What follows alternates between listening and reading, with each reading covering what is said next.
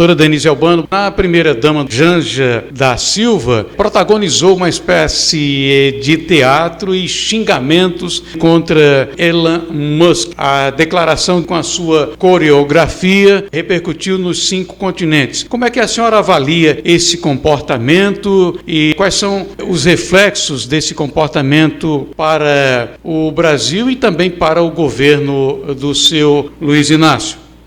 Então, Arivan, episódio lamentável que veio como que coroar uma série de episódios também lamentáveis que marcaram o evento do G20. Para além desse xingamento, dessa ofensa de baixo calão, que está muito além da crítica, do desapreço, que qualquer pessoa pode ter. Mas a Janja, como a tal primeira-dama, ela jamais poderia externar sequer uma crítica mais veemente de maneira pública, porque ela não tem um mandato, ela não representa propriamente o povo brasileiro, porque não foi eleita numa conveniência casada com o atual mandatário do país, mas sai com essa ofensa dirigida a um futuro alto membro do governo norte-americano, histórico aliado do país. Também nesse mesmo evento se dirigiu ao senhor lá, Luiz Vanderlei, tio França, que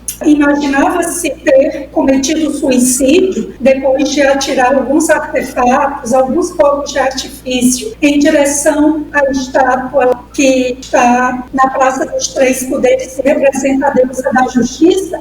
Já começam a surgir aí especulações de que não foi propriamente um suicídio, e sim que ele teria sido alvejado por um tiro. Foi aí algum provável segurança que veio alvejá-lo. Mas, enfim, referiu-se a esse senhor como um bestão. Ela, como que endossou a tese de que não era propriamente um golpista articulado. E como é que você se refere a essa pessoa como um bestão? Escarnecendo, zombando de um ato extremo de uma pessoa que perdeu a vida, que tem familiares, que tem amigos. É uma pessoa com uma falta de compostura, de senso do cargo que ocupa, absurda. Ela disse que iria ressignificar o papel da primeira-dama.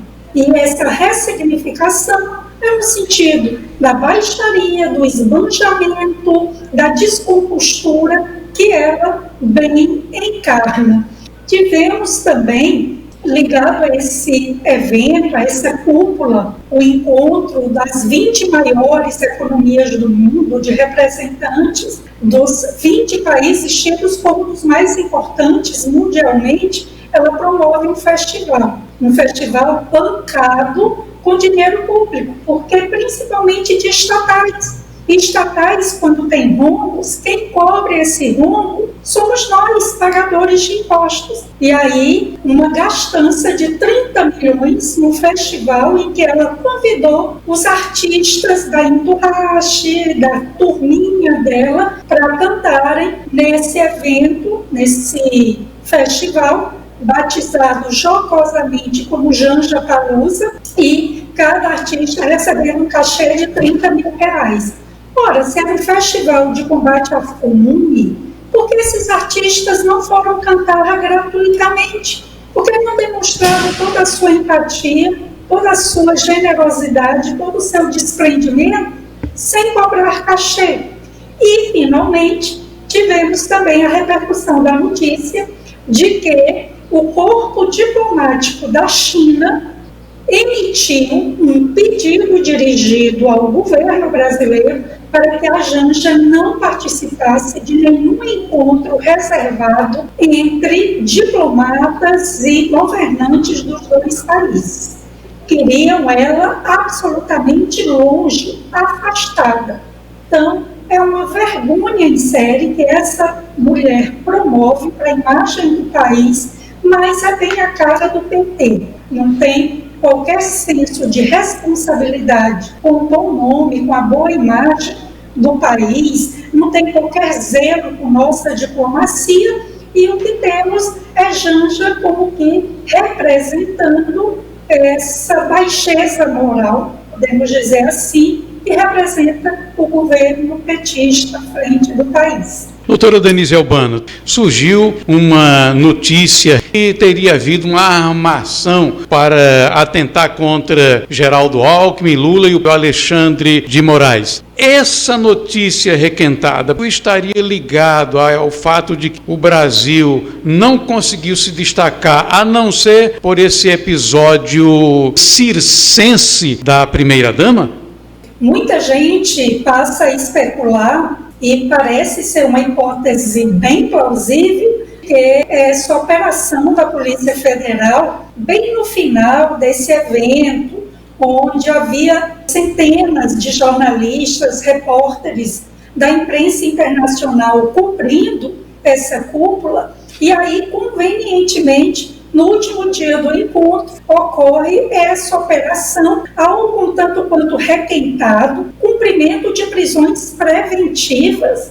Prisão preventiva geralmente é no início de uma investigação, no início de um processo para resguardar as provas, para evitar a fuga dos envolvidos, para impedir que eles continuem a praticar crimes.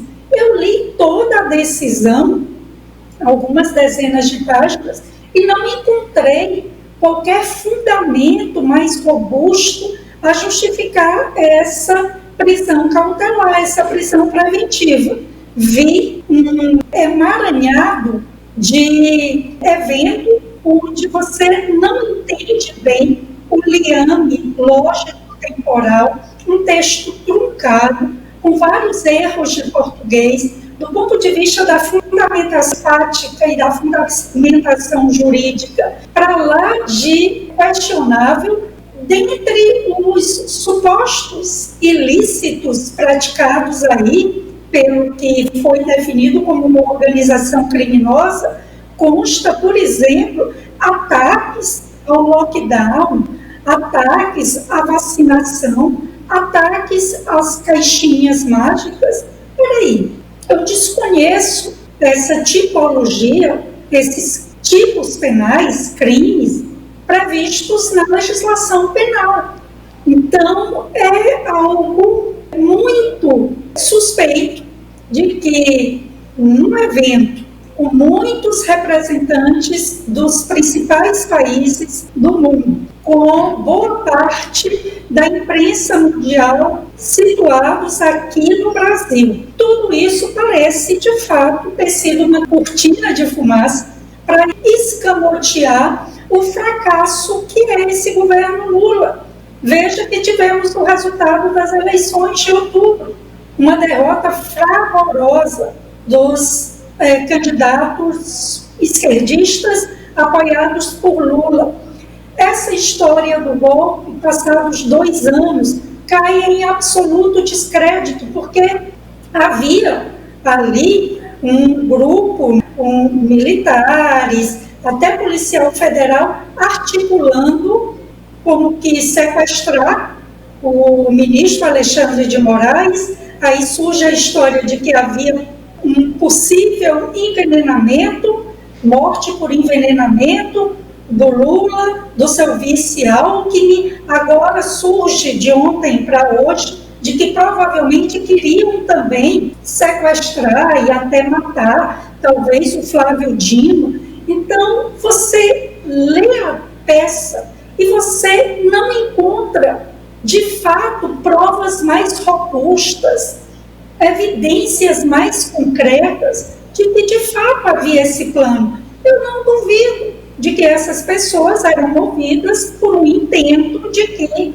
Lula e Alckmin não assumissem, de que talvez houvesse aí um recurso, alguma medida prevista na Constituição, na legislação, para impedir como que eles subirem a rampa do Planalto. Mas daí a dizer que propriamente atos de execução para um golpe violento, para de fato o início da execução, do intento homicida dirigido a essas autoridades vai uma grande distância. É o que muitos juristas estão apontando. No direito penal brasileiro, não se pune ideias, propósitos. Somente no início da execução é que se pode atribuir a alguém um crime tentado ou, se de fato os atos de execução vão até seu fim, consumado, e se obtém o resultado previsto. Ou se houve desistência voluntária, mesmo iniciada a execução, se houve desistência voluntária, também se trata de conduta impunível. O que eu vejo é o seguinte: nós estamos diante de um cenário no Brasil em que somos governados por uma junta. Supremo e governo Lula compõem aí um consórcio governamental. Esse consórcio vem cometendo arbitrariedades várias, isso está mais do que escancarado. O governo não está entregando o que prometeu no campo da economia. Politicamente, muita gente já começa a abandonar o barco, porque com vistas a 2026 já percebem que o PT está muito enfraquecido, e aí é necessário repensar narrativas de que o país corre um risco democrático, de que golpistas tentaram destruir nossa democracia para tentarem, e eu digo tentarem, continuar enganando a população. Mas até pessoas humildes com quem eu converso percebem que essa narrativa já está gasta, ela não se sustenta. A amarração que eles tentam fazer nos episódios é muito frágil, chega a ser risível. E aí, se esses 5 presos no início da semana lideravam um golpe, qual a ligação deles com os manifestantes do Rio de Janeiro, que não foi devidamente esclarecida? Peraí, então nós tínhamos esses 5 articulando um golpe, em que eles passariam como que a compor uma junta a governar o país, e eles mobilizaram, então, aqueles manifestantes do 8 de janeiro, pelo quê? Por telepatia? Como foi a organização? É ridículo todo esse conjunto aí de narrativas que não se sustentam.